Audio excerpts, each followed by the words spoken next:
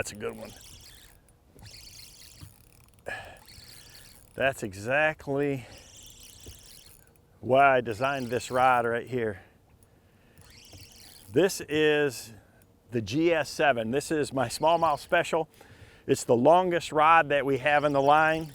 It's a 7'6" length, but it's a medium light action. It's got a super extra fast tip.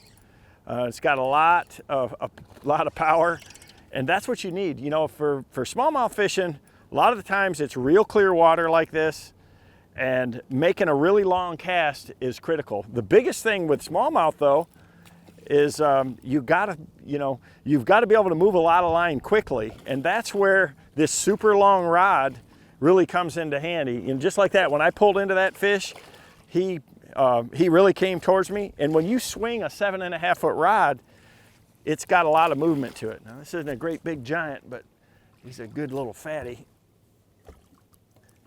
So I'll use this rod for a lot of different finesse applications. You know, I mean, right now I'm casting a drop shot, but you can throw a Ned rig, a tube, a lot of different things. You know, anything where you want to throw it a really long distance, and that's what this is special. So not only is it good for the casting distance, but it's that taper of that rod. You can see it's got a really, if you look at that, it's got a really fast tip to it.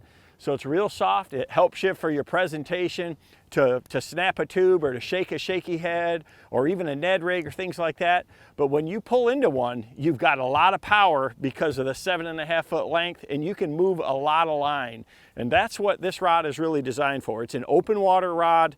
You know, I designed it for smallmouth fishing, but I use this same type of tackle in places in the South. When you want to have pressured fish and you want to get away from them, make long casts, a longer rod is going to do that. And that's why we built this 7.5 foot smallmouth special.